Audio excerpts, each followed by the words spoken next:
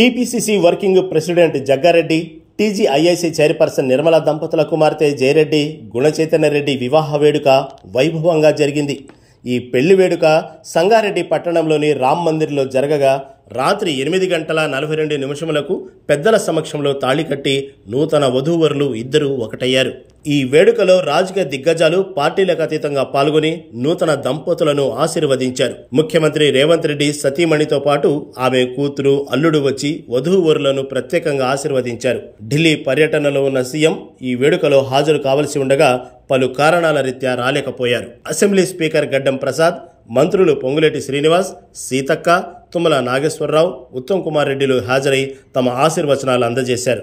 వీరితో పాటు ఎంపీ సురేష్ షట్కర్, ఎమ్మెల్యేలు చింతా ప్రభాకర్, మాణిక్రావు, సంజీవ్ రెడ్డి, మాజీ ఎమ్మెల్యే సత్యనారాయణ, ప్రముఖ రాజకీయ నాయకులు KVP, Kusumakumar, Shabbir Ali, Hanumantharao, Mandakrishna Madiga, collector Pravinya, SP Pankaj, అదనపు కలెక్టర్లు, ఇతర ప్రముఖులు పెళ్లి వేడుకలో పాల్గొని వధూవరులను ఆశీర్వదించారు. పెళ్లి వేడుకను ప్రత్యేకంగా తిలకించేందుకు సంగారెడ్డి నియోజకవర్గ చుట్టుపక్కల ప్రాంతాల నుంచి పెద్ద ఎత్తున తరలివచ్చిన ప్రజల కోసం ప్రత్యేకంగా గంజి మైదానంలో భారీ స్థాయిలో ఏర్పాటు చేశారు. పెళ్లి అనంతరం వధూవరులు ఇద్దరు రిసెప్షన్ వేడుకలో పాల్గొనగా అందరూ వారిని అభినందించి తమ ఆశీర్వచనాలు అందజేశారు. జగ్గారెడ్డి ఇంట జరిగిన ఈ వివాహ వేడుక కన్నుల పండుగగా జరిగింది.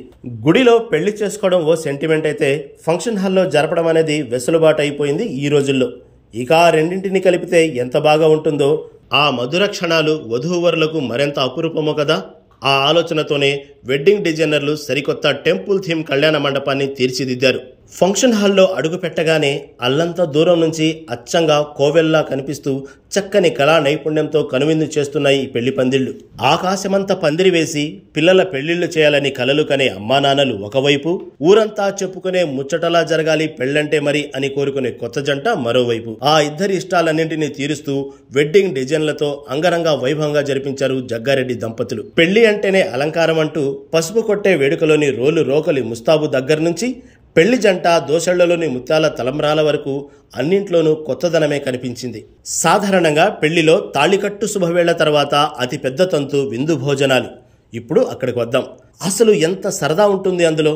ఎక్కడెక్కడి నుంచో వచ్చిన వారంతా ఒకే చోట కూర్చుంటే కబుర్లు టవర్లు దాటుతుంటుంటే, ఈలోగా ఒక్కో వంటకము వచ్చి విస్తర్లో పడుతుంటే, ఓ పట్టు పట్టినప్పుడల్లా ఆహా ఏమి రుచి అనరా మైమరిచి అనేటట్టుగా ఈ వివాహంలో ఏర్పాటు చేశారు.